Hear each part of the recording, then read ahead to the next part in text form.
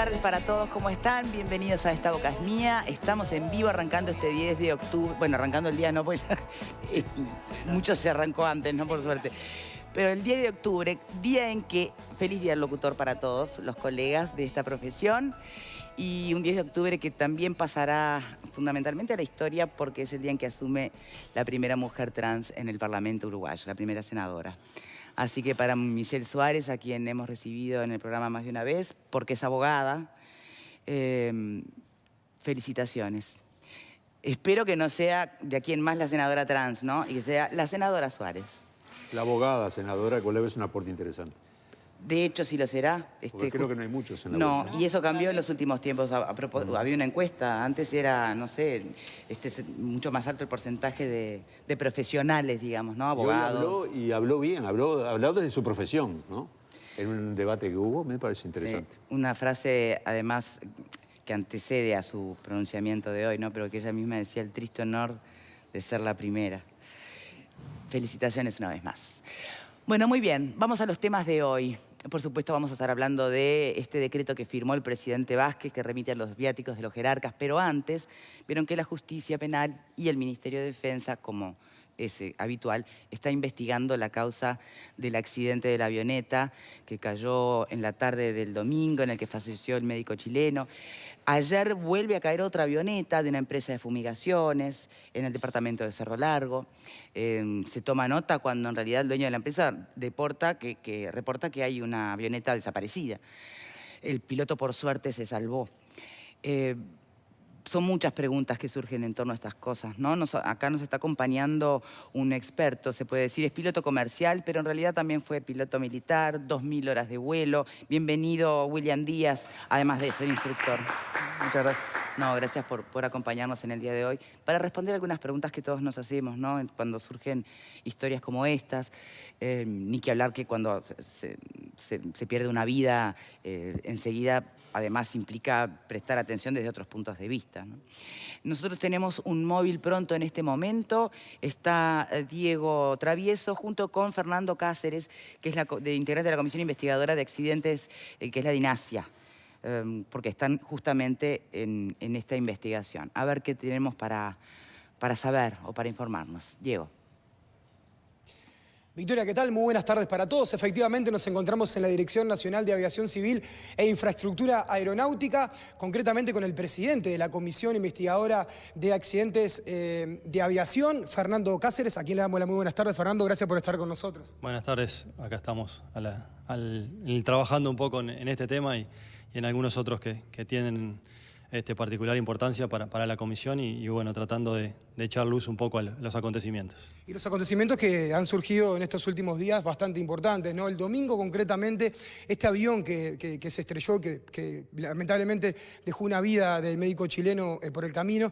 Queremos saber en qué está la investigación en este momento por parte de la comisión, de ustedes, y cuáles son los factores más importantes a la hora de investigar este tipo de accidentes aéreos. Bueno, en este momento lo que nosotros estamos es realizando lo que se llama el informe preliminar, que dentro de las primeras 48 horas de tomar contacto con la zona del accidente, la comisión investigadora se hace presente en el lugar, toma para sí en su tenencia lo que son los restos de la aeronave para realizar las pericias correspondientes y bueno, hacemos un poco lo que es la entrevista, en este caso afortunadamente el piloto se salvó de este accidente y bueno, ya hicimos la entrevista correspondiente y también a partir de las autoridades que intervienen en la zona, en este caso como fue Prefectura, nos juntamos con la información primaria que ellos poseen de las declaraciones a los testigos que pudieran haber en el lugar. En este caso hay abundante información con respecto a eso y en ese proceso estamos en estos momentos. Ya la aeronave está en jurisdicción de lo que es la CIA y aquí en instalaciones del aeropuerto Carrasco para realizarle las futuras pericias que entendamos correspondientes. ¿Se puede manejar alguna hipótesis de lo que sucedió? No, en principio nosotros lo que hablamos en el informe preliminar, básicamente lo que hacemos es un raconto de un poco del hecho que ha sucedido. En este caso, como tenemos la información de primera mano del piloto, es un poco más factible de realizar esa tarea. y en esta primera instancia no realizamos ninguna conclusión ni recomendación porque nos están faltando elementos de juicio para poder hacerlo. Entonces, básicamente, este informe preliminar lo que hace es un raconto de la situación y del hecho en particular de lo que acaeció el día domingo. Cabe destacar que del impacto de la aeronave, en este caso los dos tripulantes, el piloto y quien lo acompañaba, salieron ilesos de lo que es el impacto. O sea, todo lo demás es un hecho fortuito que obviamente hacen a la situación, lamentablemente con una pérdida de una vida, pero no al accidente en sí. Victoria, te escuchamos para las preguntas. Bien, está muy bien, es muy claro lo que plantea. No es que el accidente directamente, ahí está, en el choque o a la hora de impactar con el agua haya perdido la vida del acompañante, sino se da por lo que viene después, ¿no? Ahora, usted manejaba que le faltan elementos para que solo pueden llegar hasta un informe preliminar de un raconto de hechos. ¿Y cuáles son los elementos que se necesitan para establecer qué salió mal o qué pasó en un vuelo que termina en un accidente? Porque acá ya tienen la avioneta, tienen hasta los videos de los que estaban presentes, ¿no? Sí, claro, pero nosotros en ese aspecto, algo de lo que me preguntaban acá, nosotros nos basamos en los 4 factores más importantes. El factor medioambiental, que en este caso puede ser el factor meteorológico, Sí. que bueno, que hay algunas consideraciones a tener en cuenta, no particularmente por el día que estaba bastante agradable, sino por los vientos del lugar, que podrían ser un factor predominante o no para lo que sucedió. El factor, lo que hablamos, el factor humano, en este caso del piloto, el factor mecánico, que no haya habido una falla previa y que haya motivado la precipitación a tierra, y el factor operacional, o sea, lo que nosotros hablamos de las operaciones o de la seguridad de las operaciones. Obviamente que en este primer informe preliminar nosotros no nos aventuramos a arriesgar ninguna conclusión porque, ya le digo, en el lapso de esa investigación empiezan a surgir elementos que nos van a aportar distintas acciones a la investigación que nos van a permitiendo esclarecer cada uno de los factores y ver de esos factores cuál fue el más contribuyente o realmente el contribuyente para con el accidente. Obviamente nosotros vamos descartando algunas hipótesis iniciales que tenemos a partir de eso que usted me decía, de los videos y de las imágenes, y nos vamos quedando con cuál es la causa predominante o el factor contribuyente para que haya provocado el accidente. Bien, y usted dice que le faltan algunos de esos factores, ¿no? ¿Cuáles tienen y cuáles faltan? No es que falte, básicamente estamos en esa etapa de investigación, es decir, analizar cada una de las circunstancias. En el factor, por ejemplo, medioambiental, el factor meteorológico, ya le pedimos a los técnicos la pericia de vientos en el momento, los vientos predominantes en ese momento, de las condiciones meteorológicas que están elaborando su propio informe que va a estar en estos días. Ya hicimos la entrevista con el piloto, ahora tenemos que ver las primeras indagatorias que hizo Prefectura a los testigos del lugar, juntarnos con esa información que está en poder de Prefectura, con alguna otra documentación.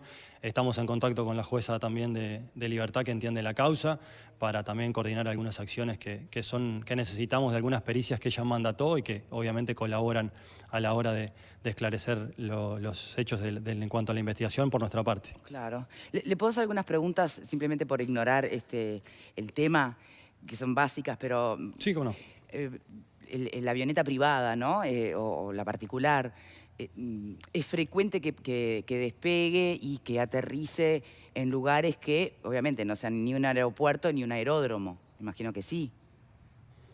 ¿Y quién controla básicamente o evalúa? Lo que establece el Código Aeronáutico, básicamente lo que establece el Código Aeronáutico, que es un poco la reglamentación o la jurisprudencia con la cual nos afecta a quienes entendemos en la parte de aviación, lo que está previsto es que, de acuerdo al articulado que el Código tiene, que las aeronaves tienen que despegar y aterrizar de pistas habilitadas, entiéndanse de aeródromos, aeropuertos, o pistas que directamente pueden ser pistas en estancias, como puede ser en este caso, de que son pistas que la DINASIA en forma oportuna las habilita para la utilización de ese caso. Lo que es fuera de ese ámbito, en este caso pueden ser campos o como puede suceder en otro tipo de actividades, ante una falla, un procedimiento forzoso que haya que tomar tierra en alguna de esas circunstancias, pero ya le digo, por un hecho de una emergencia, bueno, ahí se consideran esos lugares como eventuales por una circunstancia de fuerza mayor, ¿verdad? Ah, o sea que tiene que haber una habilitación, así sea en plena pradera o playa o lo que fuera, pero tiene que haber un lugar habilitado, a menos que se justifique o se explicite la emergencia del caso. Claro, sí. O sea, básicamente nosotros lo que decimos, operamos en pistas habilitadas. Esa es la terminología que usamos generalmente, que se llaman pistas habilitadas. Obviamente, viene al aeropuerto Carrasco, se sobreentiende que ya es una pista habilitada, pues es un aeropuerto internacional, por contar con las instalaciones. Cuando hablamos de pistas habilitadas, en lo que es estancia y todo, requiere de una inspección que hace, en este caso, la DINASIA, para contemplar que tiene por lo menos las medidas mínimas de seguridad para poder operar en esa pista. Bien, y ahí vamos entonces. ¿Y qué disponibilidad de recursos tiene la DINASIA para efectivamente poder inspeccionar, sobre todo cuando hablamos de lugares agrestes, ¿no? que cambian con el tiempo, la habilitación de esas pistas que se dieron alguna vez? ¿Cada cuánto se inspecciona que estén habilitadas y deban seguir habilitadas o no? ¿O qué inspecciones hay o controles para propietarios de empresas que tienen aviones, ¿no? Avionetas particulares? Sí, básicamente el procedimiento inicial es quien dispone de un lugar que entienda que puede ser, en este caso, ser utilizado para determinadas operaciones aéreas, como puede ser una pista, le solicita a la DINASIA esa inspección primaria para que le habilite ese campo, y la DINASIA hace una resolución con referencia a que esa pista está habilitada para determinadas operaciones aéreas y la ingresa a lo que es en el registro de pistas que tiene la propia DINASIA, y en forma periódica hace inspecciones de esos lugares para controlar el estado y el mantenimiento de esos lugares. ¿Y la DINASIA tenía la habilitación entregada para esta estancia en particular? Sí, la pista que está en la estancia sí tiene la habilitación, tiene la habilitación correspondiente y estaba dentro de la norma de la que estamos hablando. Bien. Finalmente, si se descartara un factor vamos al peor escenario, ¿no? El que me imagino yo debe pesar o puede llegar a pesar mucho en la conciencia de los pilotos. El error humano, ¿no? El factor operacional, como usted plantea. Si fuera ese el caso, saliéndonos de este episodio en concreto, hablando en general, si fuera el caso, ¿qué sanciones hay? ¿Cómo se repara una situación así?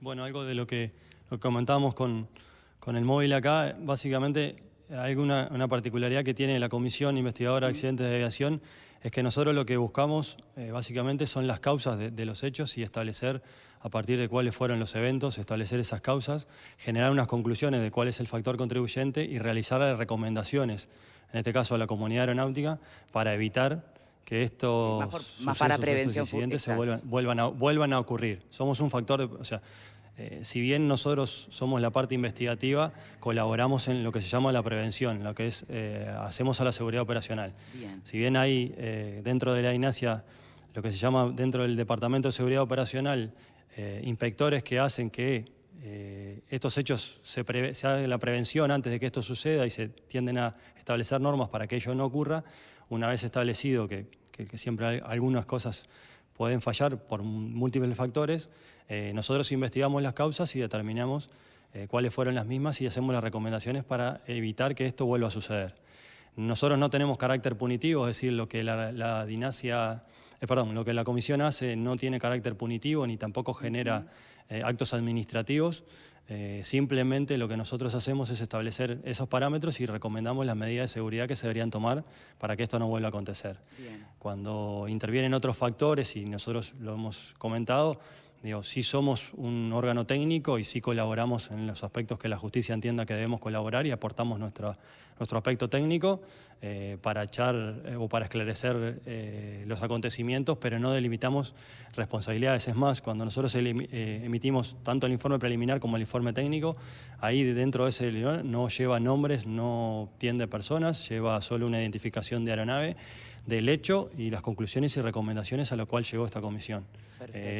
Aparte, nosotros internacionalmente también, ajustados al anexo 13, estamos dentro de la normativa internacional para proteger la información y buscando siempre que el bienestar de la comunidad aeronáutica sea el mayor posible y que tiende a evitar que lo que decimos siempre, que la aviación sea un medio de transporte lo más seguro posible. Y a eso apuntamos. Perfecto. Y para eso trabajamos. Cáceres, muchísimas gracias. En cuanto se tenga ese informe, va a estar bueno también que los medios lo podamos amplificar por esa misma razón, ¿no? Que sea un insumo de utilidad desde la prevención para toda la comunidad aeronáutica.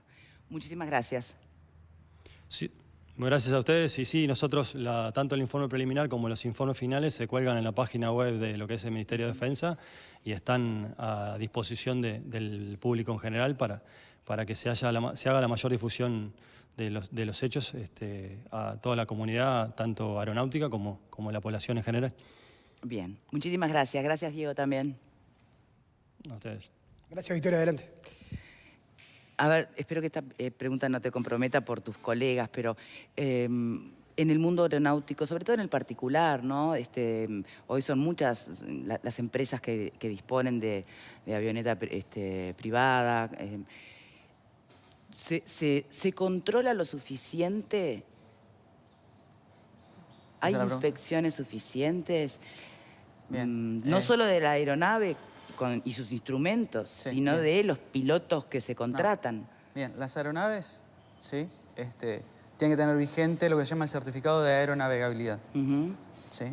Cada determinado tiempo, la DINASIA, es como, tenemos acá en Montevideo, que tengo que tener el control vehicular. Bien, cada tanto tiempo más allá de tiene que tener un seguro la aeronave, tiene que tener esa inspección de aeronavegabilidad, en la cual un inspector de la DINASIA, no es que yo la hago con cualquiera que yo contrato y le digo, vení, sos técnico aeronáutico, pasame inspección a mi aeronave y firmámela, sino que el que pasa la inspección es un técnico de la DINASIA, ¿sí? Entonces totalmente independiente. Bien. Y es el que le va a dar el visto bueno a esa aeronave que está aeronavegable. Bien. Eso por el lado de lo que son las aeronaves. Por el lado de los pilotos, dependiendo de la licencia que uno tenga, ¿sí? Uno va a tener chequeos psicofísicos que pueden ser cada 2 años, cada 1 año, cada 6 meses o dependiendo de la situación como uno esté físicamente, pueden incluso ser menores los plazos. Bien. Eso por ese lado. Y obviamente, para ser piloto, ahora en lo que vamos a la parte de conocimientos, Sí. Uno como cuando se saca la libreta de conducir, tiene que dar un examen, ¿sí? Uno no puede aprender a volar solo, ¿tá? En el examen no va solamente lo que es la reglamentación, sino que van conocimientos de aerodinámica, conocimientos de meteorología, y conocimientos de seguridad de vuelo. No, claro. A ver, 2000 horas de vuelo, que es lo que está Sí. en tu currículum. Se supone que es bastante, ¿no? Sí. Bien. Ahora, algún día tuviste 1 hora y media de vuelo y tuviste que seguir volando para seguir sumando horas de vuelo, ¿no? O sea, siempre hay que empezar por algún lado. Sí. ¿Hasta dónde o cuántas horas de vuelo van a poderle asegurar a alguien que no va a tener un accidente en una avioneta, en un avión, en lo que fuera? No, es imposible, porque en realidad eso depende de cómo es cada persona. Por eso el examen psicofísico, que más allá de ver la parte física, de cómo reacciona ante determinadas cosas que se le presentan al piloto, ¿sí? Está la parte psicológica de ver lo que nosotros llamamos aeronautical decision making, que es la toma de decisiones aeronáuticas. Cómo esa persona toma decisiones. Hay momentos en los que hay que decir, por más que sea un vuelo pago, ¿tá? No, este vuelo en estas condiciones no lo puedo hacer. Y apunta a eso. Cada uno que es piloto tiene... Yo asumo que es así, ¿tá? Tiene que tomar esas decisiones en el fuero íntimo y no hay presiones que a uno lo lleven a salir a volar. He escuchado muchas veces, sobre todo cuando hablan de Fuerza Aérea, salen a volar en esos aviones que son viejos, que no tienen esto, no tienen lo otro. Nadie se sube en un avión que no esté en condiciones y nadie sale a volar si no está en condiciones. ¿Por qué? Porque te va la vida. No es como salir en un auto. Hay 1.000.000 de cosas que pueden llegar a pasar, ¿tá? Y situaciones muy sencillas, fáciles, que pasan todos los días, se pueden transformar en críticas, ¿no? Y a veces uno piensa, pero era un día divino, había sol, no había viento, la aeronave estaba bien. ¿Cómo puede ser que se haya matado? Hay 1.000.000 de cosas que pueden pasar en el medio y él tiene que tener la mente clara como para tomar la mejor decisión, claro, en el más corto tiempo posible.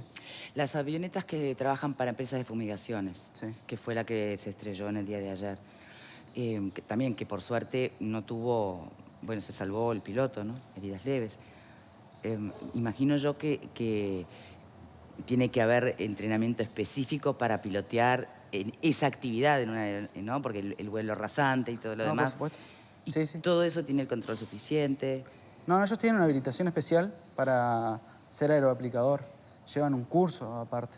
O sea, no sé cuáles fueron las situaciones por las cuales terminó teniendo el accidente este piloto el día de ayer. Pero lo que es formación, seguramente que la tiene. Como te decía, uno aprender a volar solo no puede.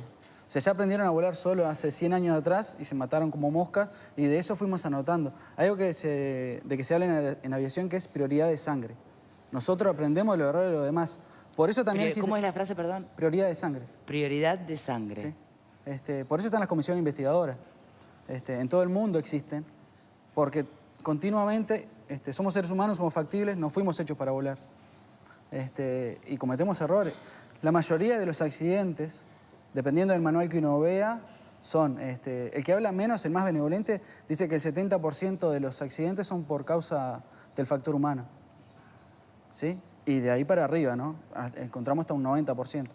Porque somos nosotros los que al final terminamos tomando la decisión, que es esa, ¿me subo o no me subo? El avión se le vence mañana el certificado de aeronavegabilidad y yo sé que este avión tiene este juego que no debería tenerlo. ¿Tá? Si bien está vigente el certificado de aero, yo no debería subirme a esa aeronave. Está claro. Por lo que tú estás... No. Hay que preguntar. No, porque no son mandatorias. Cajas negras. No son mandatorias, son para los aviones de línea nada más. ¿Y eso está bien? Viendo las imágenes de este accidente, digamos, y en función de su experiencia, ¿cuáles de esos factores que decía el técnico de Dinasia pueden haber influido? ¿El factor humano, el meteorológico, el de la máquina? Lo que pasa es que... Viendo las imágenes. Sí. Esas imágenes, para empezar, no sé si son del momento del accidente, si son antes, si es de la pasada previa a que él impacte. Hay una imagen que Sí, que cae, él hace un pasaje bajo, pero yo no sé si en ese momento, 30 segundos después, él cae, o si hace 4 pasadas más y después cae. La información que tengo es de cuando el piloto llega a la playa por primera vez. Sí. O sea, no es la del accidente Por propiamente eso, dicho. en realidad no sé. Y no lo hace bien, ni que yo lo diga, ni siquiera que tampoco lo diga Cáceres, cuál es el factor predominante, porque hay una investigación de por medio. ¿Sí? Sería poco serio que los investigadores dijeran, no, acá el factor predominante fue el factor humano o fue el medio ambiente. Ellos van a tener que, más allá que de repente uno mira y, sí, no había una nube, no había viento, no había esto, pero capaz que el sol en ese momento le estaba dando de frente cuando él hizo la última maniobra y le impidió ver qué cercano estaba al suelo. Entonces, o sea, es una conjetura, ¿no? Y realmente yo no y tengo la después es muy información. probable que no te dé el motor por más que le des toda la fuerza del caso para... Sí, pasa que el avión no solamente vuela a potencia, ¿sí? Hay un tema de pericia del piloto también. Bueno, Hay un es tema un piloto muy experimentado, Sí, sí, Rodrigo Artagal. pero volviendo a una pregunta anterior, ¿sí? No hay horas que te garanticen No, por eso, exacto. la seguridad. Errar es humano siempre acá. Uno de los accidentes más famosos en el mundo es un accidente en Tenerife de un KLM, ¿sí? Era el comandante, era el piloto insignia de la aerolínea y decidió despegar de Tenerife, perdón, de Isla Canarias era, cuando no tenía autorización para despegar y había otro avión que estaba en la pista. ¿Tá? Y era un piloto extremadamente experimentado. ¿Tá? Entonces, realmente no hay horas que a mí me certifiquen que yo voy a poder... No, si tiene menos de 3.000 horas, yo no me subo. No, capaz que con un piloto de 3.000 horas termino teniendo un accidente y con un piloto de 300, no. Ahora, usted maneja un escenario que es un poco idílico, ¿no? Porque está hablando de, bueno, yo no me subo si no se dan determinadas condiciones. Cuando uno recuerda, por ejemplo, lo que fue el caso de la empresa Airclass y algunas de las irregularidades que se denunciaron durante la investigación, parece difícil, cuando está en una empresa comercial de esas características, negarse a volar cada vez que una pieza estaba atada con alambre, porque eran muchas las condiciones que de algún modo incidían. Lo responde después de la pausa, ¿te parece? Ya venimos, ¿eh?